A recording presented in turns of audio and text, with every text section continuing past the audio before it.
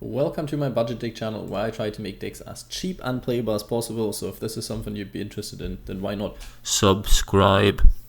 Today I've come up with a different kind of a deck profile, and that is because I know usually people play like a small Magistus engine inside of Exosister decks, which mainly is this one, and then equip this one, then search another one of those for the next turn, and maybe another card to equip. Technically, it kind of makes sense to run one of this, because they have effects if you have to go second, and then it does stuff as well. It's not terrible, and things happen.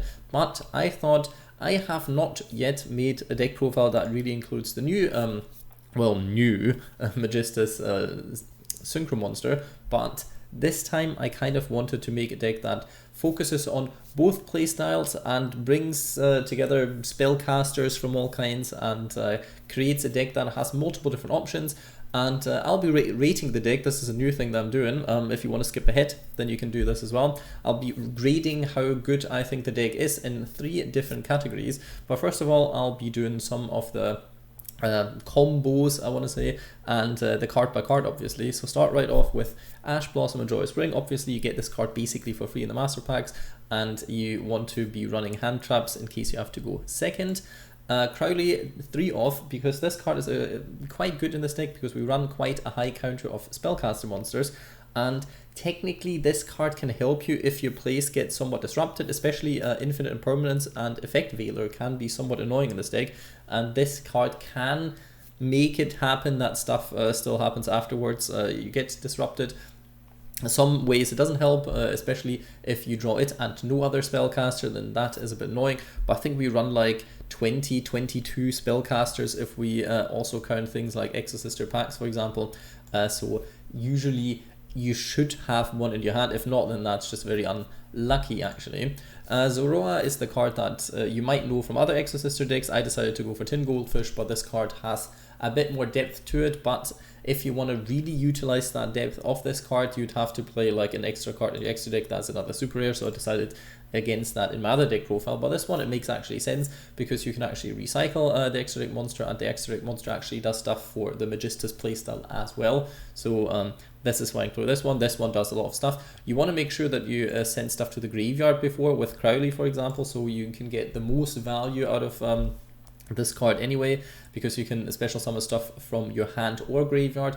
The annoying thing is this card's the effect of the cards that gets special summoned is negated, and I'm not meaning this in a way of like, of course it would be quite strong if it wasn't negated, but I wish it was only negated to the end of this turn, because then you could actually utilize Exosisters if, let's say, your combos don't need like one monster on board and you still are left with one level 4 monster on board, and that is an Exosister monster. That would be still quite nice, because with the meta being as it is right now, graveyard effects are basically everywhere and will be as well if Tier Element comes out. Then actually having the stuff that moves card out of the graveyard can be somewhat important actually. So you can actually use the effects of your Exosisters, which would be nice, but you can't do this, so no point in talking about it. This is also a tuner, so you can easily go into level 8 synchros. One Rilliona, I would technically run more because I do like the combo, especially in a spellcaster deck, that you can normal summon this card, search Trismagistus, special summon one of the other monsters, and then technically you have access to the whole Exosister combo, which is quite nice because you only normal summoned the Magistus and then special summoned the Exosister, so you can still search Martha with your Caspital, which is quite nice, and then you can keep going on from there. The problem is this card and the Exosisters conflict when it comes to the Magistus package again, because Rilliona needs 2 level 4 spellcaster monsters with the same with different attributes, but this Rilliona is light and all of the Exosisters are also light, so you cut yourself off from that whole kind of combo. So this is a bit annoying. If you don't care about it too much, if you want to focus more on the Exosister stuff but just have the Magistus stuff as a backup, then you can technically like run 3 of this and cut the Endymions, or cut 1 of the Endymions and run 1 more Rilliona, and so on and so on and so on. But obviously you have to draw into one of the Exosisters then, because otherwise that may cause some more issues. Also with this card you can search Magistus Invocation, which is a card that actually helps you go into Fusion Monster, which might not be as strong going first. It's still fine, it still works against like Tier Element and branded stuff in combination with your the Synchro Monster actually.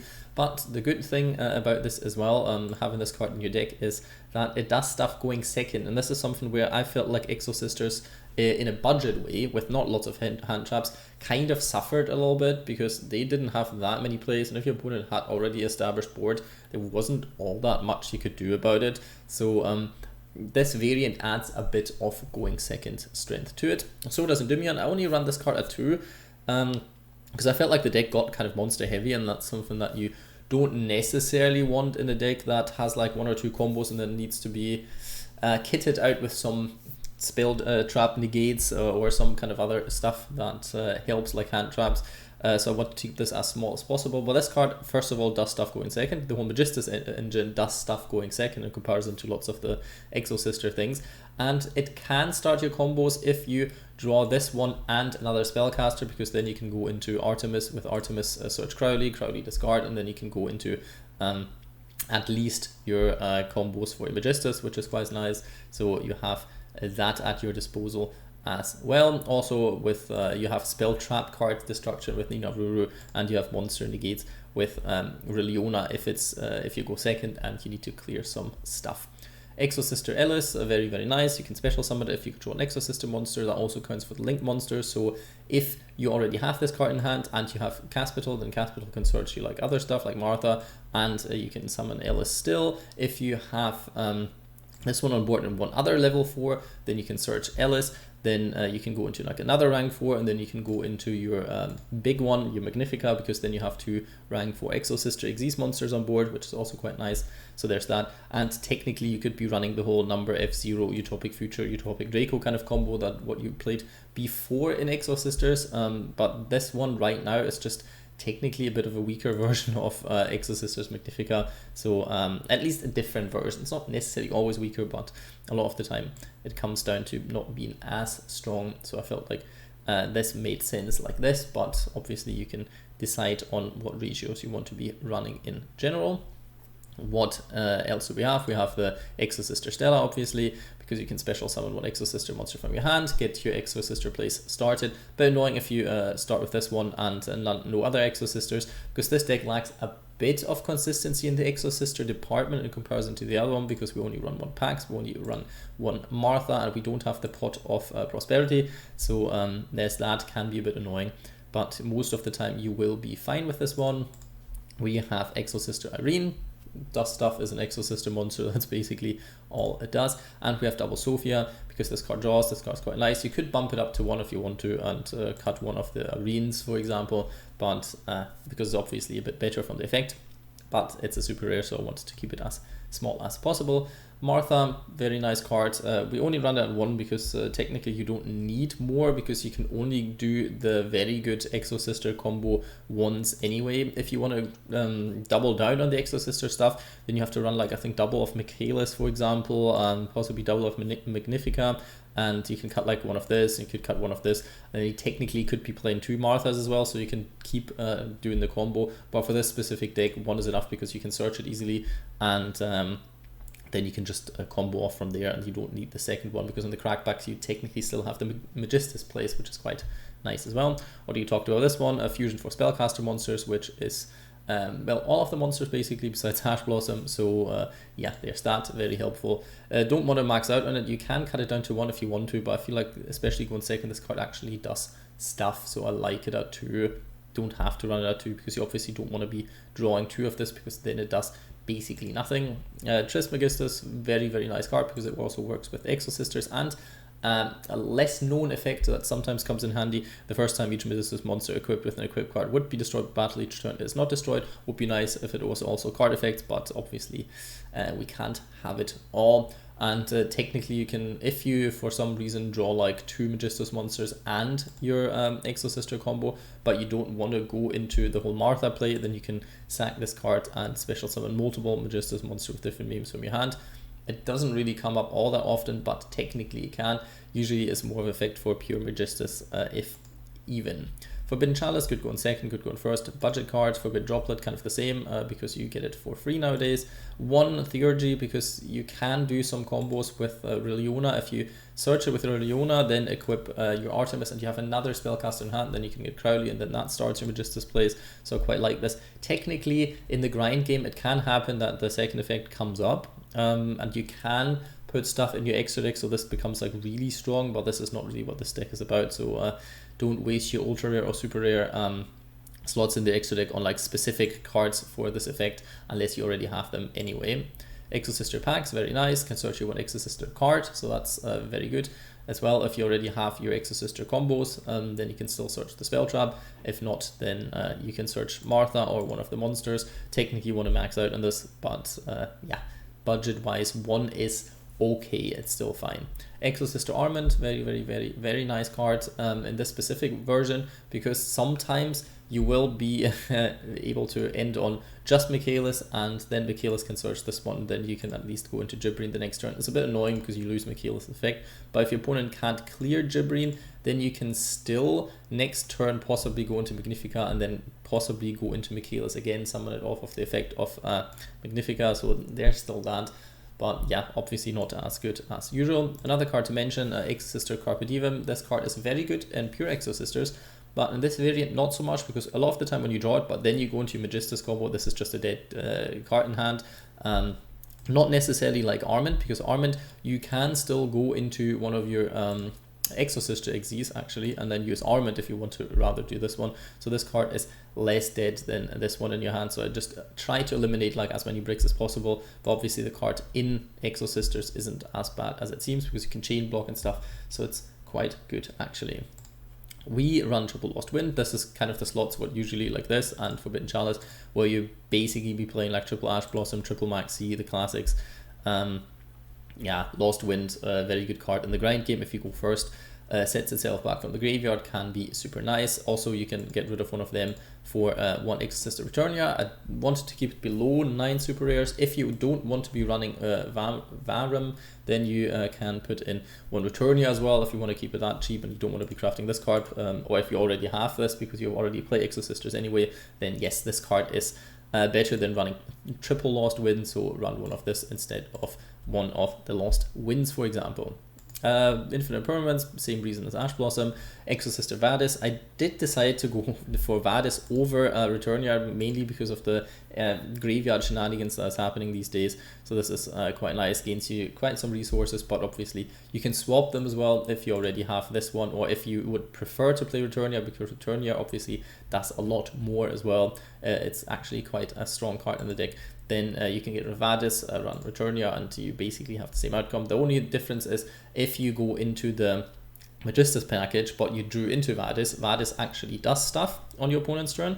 And if you go into, well, if you draw into Returnia and you can only do Magistus combos, then this card is, yeah, basically absolutely useless. So this is why I prefer this one.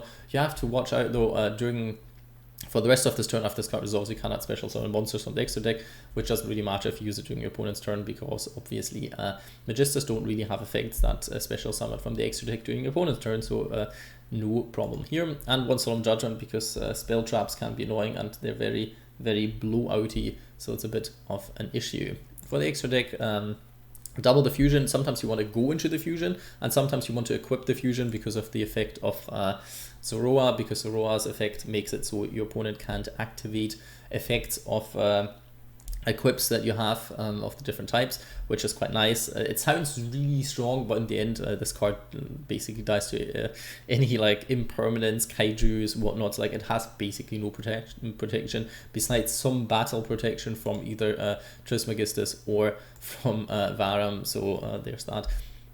But yeah, you also want to be able to go into this because this can yoink one of your opponent's monsters, which is quite nice, and it cannot activate its effect. So that can work against certain cards that aren't an on-summon effect, but just an effect that you actually have to use then. So this can work, and then it's an equip, so then it still works for Zoroa, because the cards don't have to be equipped to this one. They just have to be in your spell trap card zone, so that is something to keep in mind.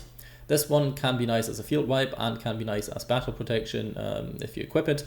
don't have to run it necessarily, but I would recommend running it if you want to focus on the Magistus playstyle from time to time. This card has also some neat thing for the grind game. It can pop one Magistus card you control, not even monster, and you can special summon it, and it's not just once per turn, or it doesn't even banish itself after it uses this effect, so you can do, well, it's once per turn, but it doesn't banish itself, and you can use it the next turn. Like, it's not once per duel or anything, so you can keep recycling it theoretically if you draw into your Magistus stuff, which can happen from time to time. We have Diamond Crab, basically because this deck can kind of struggle with getting over monsters that have 3000 attack points, which is terrible. You probably want to run something in your extra deck that kind of deals with this. What comes to mind for most monsters that aren't like unaffected by stuff, the unaffected monsters you have a very hard time to get rid of, is Zeus plus Heartland Draco. Heartland Draco very easy to attack directly in this deck, and Zeus is a card that then deals with nearly everything because it sends to the graveyard, just nearly everything, not everything. And we run double Nina Ururu because, first of all, this card, you have to watch out though, this is a rock monster, it is not a spellcaster monster, but you can add one level 4 higher spellcaster in your graveyard back to your hand, so technically you can actually recycle Martha with it. Not that it ever really comes up, but you could. You can recycle any other stuff as well that you ran out of. And the effect that you use more often, besides the fact that it's an Exis card and you can equip it so you can shut your opponent off of Exis effects, is that you can target one Magistus card in your spell trap zone, aka itself, and one spell trap your opponent controls and destroy them. So that is your back row removal if you want it. If your opponent plays Floodgates, you can normal summon this, then equip this, and then get rid of this, and then hopefully you have extenders like this in your hand. That can still do certain stuff, so you can actually still go on. Rilliona, great, 2 effects. You can special summon one Magistus monster from your deck, locks you into Magistus monsters. Bit annoying, that's why you can't run these 2 engines like at the same time, because Martha basically does the same stuff. So they're very good monsters, lock you into their respective archetype, so that's a bit annoying. This one actually only for the rest of this turn, so keep that in mind. Not that you can really do many combos beforehand, because you won't be able to put that many level 4 monsters on board, but theoretically it is possible if you draw each of them and another Exosister and your Trismagistus, you can technically go into both engines, kind of, but yeah, very, very unlikely that this is going to happen. And also you can target one effect monster your opponent controls if this is an equip, and negate its effects until the end of this turn, so that can be quite nice. Michaelis searches you a spell trap card, Exosister spell trap card, so this is quite nice, and when it's summoned, also good to go in second. You can banish a monster, and it's 2 level 4 monsters, so this is not too bad, but you have to use an Exosister monster as a material to actually use the effect, which isn't too hard for this deck either, so technically you can make it with one Magistus and one Exosister, and then you can actually banish 1 card, so this is also not bad to go in second. 2 Caspital, first of all, the effect is quite nice that neither player can special summon monsters from the graveyard for the rest of this turn, so that can come up, plus you can add 1 Exosister monster to your hand. The ratios you can play with a little bit, there's obviously different things you can be doing. Gibbrine helps sometimes. You don't have to run this card, but I would recommend it because it does a lot of things. And obviously we have a Sophia feel, which is good in different ways, because neither player can activate card effects in the graveyard this turn, which is quite nice, especially if you go into it with the Arment, if your opponent plays like graveyard focus deck, and you can bounce one one monster your opponent controls, which can also be quite nice. We obviously run Magnifica, it does so many things, I don't think I have to tell you what it does. It's amazing, and when Artemis, you don't really want to summon it, just mainly to equip it and then search, so you gain some stuff, and you can use your Magistus monsters, well, not all of them, actually just 2 of them, Rilliona and Crowley, to equip stuff from your graveyard by banishing them from the graveyard, so that is something to keep in mind as well. If you struggle with graveyard spell trap removal, then Tornado Dragon is a card you can consider, Called by the Grave, because hand traps are terrifying, so this is a card to keep in mind. And technically IP Masquerena if you want to go down a linky route, because you do get quite a lot of stuff on board, and then this can be helpful with certain other link monsters that I decided to not run, but you can always run, of course. Now up to the rating, I'd say in the strength department, this deck would be like a 3 or 4 out of 5. I'm being generous now and giving it a 4 out of 5, because actually for a budget deck, this is all obviously for budget decks. because it has lots of engines, what it produces is actually not terrible, and you can stomp decks from there. It would be unfair to give it a 3 out of 5 because I think there's like lots of worse decks, and this is actually quite a good one. So 4 out of 5 it is. For in terms of consistency, I would say also like a 4 out of 5 because you don't run that many bricks and you don't have that many cards that like do nothing. And even if you for some reason end with a hand that couldn't summon anything, you will at least have some disruptive cards in hand. So I would say 4 out of 5 in terms of consistency as well, because this deck actually will always get some kind of combo going. Where it lacks in consistency is the fact that if you get hand trapped, that's why I have to at least give 1 -4. You're kind of screwed. You're not as screwed as in the pure Exosister variant, but you are still like very screwed, which lots of budget decks will have. So I'm not taking this too serious with this one, but it's still a problem. So yeah, hand traps still annoy you a bit. In terms of budget value, there's a system here. There's definitely a thing here. I'll definitely also give it a 4 out of 5. It lacks this deck. If you craft this, specifically about this specific deck profile, if you craft them, you have well, the starting point of 2 different archetypes. So this is budget value in general. The deck is quite good, so this is like value for your cards. You don't craft super rares that are useless in general, but it lacks generic staples. Like, it's not like an engine or anything. Like, both decks you can use in certain combinations, but they do Xeno lock you occasionally, and they do have like only certain, like for example Magistus only works as like spellcasters, which still is good and still gives you value because you can use them in other spellcaster decks as well. Witchcrafter comes to mind and so on. You can probably play them with Invoked in some kind of way, but it lacks certain other stuff. Like, it lacks generic staples. It lacks engine cards that you can, like, you know, Sprite has is crazy in terms of budget value at the moment. This one isn't, so this is a 4 out of 5 because it's still playable a lot, and it still is a good deck at least, so you're not wasting your money on this one. But it yeah, it lacks in certain departments, so only 4 out of 5 as well. This concludes this, and see you in the replay. So the first replay is about the Magistus package. As you can see in my hand, no Exosisters whatsoever. We already have like some ways of playing this. Even if this card effect gets negated, gets Ash, which would actually be somewhat beneficial for us, then we still have the Trismagistus, so we can still summon Crowley from our hand that way and start the combo. So I would rather fetch an Ash Blossom with this one than later on with our rank 4, because then our combo actually ends. So sometimes it does help that your opponent might not know what this deck actually does. So we equip the Searcher here, and if they would Ash Blossom this now, this would be good for us in this kind of sense, because actually does stuff then. Because yeah, we want to get through our Exes combos. What we get is obviously Zoroa. What we can do now in theory is use the second effect of this card and actually get into both monsters, but it's not really necessary. Now we actually use the effect of Endymion, because this is an effect I haven't talked about that much. It's quite nice to tuck cards back into the deck that you don't need at the moment and hopefully draw into one of your other either play starts for the next turn, or in this case disruptions, which Impermanence is one of the big ones, and we only need 1 Trismagistus, so that is fine. So now we can special summon out 1 card.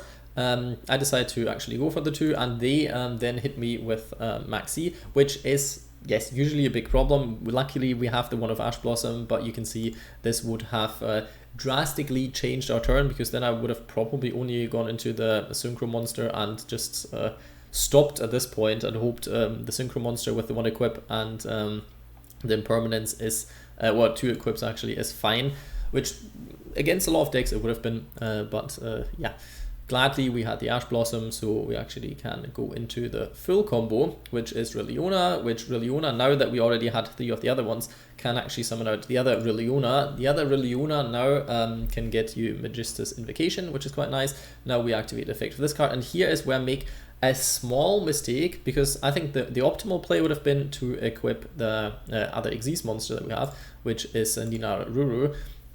Thing is, I kind of thought I wanted to get the fusion up either way in case like the opponent instantly fusion summons and then we don't get the fusion effect out, but that is kind of pointless because we have the fusion card, so we will be going into the fusion regardless, and then the fusion equips it, so the fusion becomes an equipped card, and we would have locked them out of basically every extra deck monster if we would have gone for the Exis here instead of the fusion. So this is something to keep in mind. Technically I could have gotten rid of this somehow, used this as a fusion material then, and then got this into the graveyard, could have equipped this then back with this one, would have also been possible, but I wanted to protect this as long as possible in case I needed the next turn as well, because right now we're kind of lacking stuff for the next turn because our hand will be massively empty. We go into the Synchro monster. I like to go for it in defense position if I can equip the Synchro to it, because then you still have some battle protection at least, and your opponent might sometimes not read this, so it can bait them into going into the battle phase, sacrificing the battle phase to go into their extra deck plays, but then run into the effect of Verre. So we use the effects of the cards that we have in graveyard to equip them to it, so the opponent cannot now actually use effects of fusion monsters, of synchro monsters, and of link monsters. I equipped Rilliona with this, so I do have more protection on that one because this isn't protected at all, and it's quite nice to have like a monster that is very hard to get rid of by battle, so they have to invest some other kind of stuff in it as well. Could have equipped this one as well, I just felt like I wanted to split it up a bit. In the end it doesn't matter. Overly we have one of the fusions, which is quite nice because you can actually stop your opponent from doing certain stuff, and we lock them out of everything but Exis monster, which considering this is still sprite meta, and probably should have gone for the Exis, but now you know better, now you know to keep an eye on this one. They realize they can't really use the fusion effects, or their hand isn't all that great, so they try to get rid of one of my monsters because they technically can, but what they did not know is that I had another disruption. Ooh, and they cannot get rid of my monsters on board. Even if I didn't have that, they only could get rid of this one or this one, and now they think they can attack over it, which they cannot. Whoop, there it happens, and they ran out of place because they didn't have their searchers and they couldn't do whatever they wanted to do. Not the best opponent, obviously. They obviously must have like not started with the greatest cards because they had Max C. They would have probably drawn into something a little bit more worthwhile, but this was mainly to show off the combo. If they would have had anything, we had Forbidden Chalice. Hopefully we would have survived with one of the monsters on board, so we could have still summoned this card back from the graveyard. And now we just go for the OTK here and have them locked out, even in case they have some hand trap that stops us from doing battle. And on to the Exosister kind of replay next. Second replay is where I show off the Exosister combo. Basically ignore who we're playing against because it's going to be awful, but this is just to show off the kind of combo that you can go to, and already if you can see in the starting hand the versatility that this deck might have over like a pure Exosister kind of variant, because like this you can actually go into different kind of combos. You can go into the whole Zoroa combo, and if that one gets negated or stuff happens, then you could still go into the Magistus combo if you don't want to go into the Exosister combo. I would say going first, the Exosister combo can be better unless for some reason you know what you're playing against, and you can lock them out of the extra deck, because the whole, yes, Magistus locks people out of using the effects of certain extra deck monsters, but the combo is, well, it's not as versatile in a sense, because if they're a deck that doesn't focus on any extra deck monsters or doesn't do specific stuff with the extra deck monsters, then you don't really do all that much. So Exosister have like 2 banishes and then still 1 trap that they can search, so this is a lot better in theory, unless it's something like very, very specific. They're both very easily disrupted, like they're both very easily destroyed as well, the setup that you have, because it mainly ends on like 1 important monster, and this monster can be kaiju, it can be destroyed, and there's nothing you can really do about it with both of the deck parts, which is a bit annoying, but yeah, otherwise you would focus one more a lot than the other. But like this, you have different options. This one I chose to go for the Exosister combo because it worked, and I wanted to have the Magistus kind of stuff for the next turn then. At this point I thought, oh yeah, we have the Zoroa combo, and if that goes through then we can go into the Exosister stuff, so I'm going to summon that one. Then I search with some Magistus stuff for the next turn, so I can use the Zoroa stuff again during the next turn, and then have like the Magistus set up, possibly with some leftover Exosister stuff. but they do Ash Blossom, which is quite good that they do it here. It would be more devastating if they did it later on in the combo, but most people don't really know what the whole Magistus stuff does, especially if you play like a bit lower ranked. I think this was like high gold or something. Then people will Ash whatever they can at the start, if it sounds somewhat good enough, because they don't know what else is going to happen with the deck. So it's good, but it's a bit annoying because we now kind of miss the Magistus plays next turn unless we draw into another spellcaster, which is fine-ish. It still works out. From this point onwards, we could still go for the Magistus plays actually and just completely ignore the Exosister plays, but I decided to go for the Exosisters because they will start with 5 cards in hand, and if you can already banish 2 of those and have 1 monster negate, that should, if they don't have classic go second cards, should be devastating enough so they cannot actually destroy you within 1 turn. Now going to Caspital. Usually you don't have to use the Caspital effect, but since I don't summon anything from the graveyard, I don't want them to have any sort of surprise where they do anything in the graveyard, so might as well activate the first Caspital effect. Then we go for the second one and add our Playmaker to the from our deck to our hand, which is Martha. Very, very strong card. We're going to add 1 because it's easily searchable with a simple rank 4. And then we go into the other very, very, very, very strong Exosister that you kind of would want to be running 2 of, just so we can like do certain combos again and again, which is Michaelis. We then search the trap Vadis because that's the one that we run. If you have the other one and if you have this setup, then you would be searching the other one because Vadis isn't technically as strong as the other one. If you already have your Exosister set up, Vadis just as good if you draw into it, because you can still use it with the Magistus combo as well. And then from here onwards, we go into the best Exosister ever printed. It is a massive card. It even beats like the Utopic card in my opinion. And we have like now 2 banishes with this, and we have 1 monster negate, and we have technically either 2 chump blockers, or if the opponent does stuff in the graveyard, we can go into at least another monster negate and can lock them out of graveyard shenanigans. And especially in the meta with the Shizu cards possibly and so on, this can be somewhat decent as well. And we have at least 1 special summon spellcaster for the next turn. Sadly, they're both the same. If it was one of the other ones that starts the combo, that would have been a bit better, but who knows, we have lots of cards that we can draw. The Magistus continuous spell, for example, any other spellcaster would still be a combo at this point, so we should still be somewhat set. And that is basically the combo that you'll be doing. With the Magnifica, you have to watch out. If you activate the effect to discard or to detach, then you want to be detaching Caspital, because then you summon Michaelis out, because you sent Michaelis back to the extra deck, and then you can rank up into Michaelis and then have the banish during your opponent's turn again. So make sure if you detach for this card's effect, detach the one that is not Michaelis. That is the important one that you have to remember. And there you see what we're playing against. It's Advanced Crystal Beast. They have gotten some support. I don't know if there's some kind of playable variant in here. Decided to get rid of that one because that looked like something that you don't want them to have. Doesn't really matter at this point because they weren't going to do something crazy. I know that there's some Crystal Beast plays that aren't actually terrible, but I don't think they run Advanced Dark, and I don't think they run the Advanced Crystal Beasts, but I might be wrong. Then they use this card again. I was like, at this point when they activated, use the second effect of Magnifica to get into Michaelis. Very similar names. Then have another banish ready. We let them get away with it now. I could just banish it then. I knew they had at least 1 Advanced Dark on board, which doesn't do much. They went into Crystal Beast Sapphire Pegasus, which very, very strong card, but obviously we negate that effect because I don't want them to gain any form of resources, and when they activate the continuous spell again, then we will banish that one as well, because we don't want that to resolve. And then they have 1 card in hand and already used their normal summon, so they shouldn't, well, technically they could have another normal summon, the Crystal Beast, but then they only have extra deck stuff and we should be fine. We still have Vadis here as well.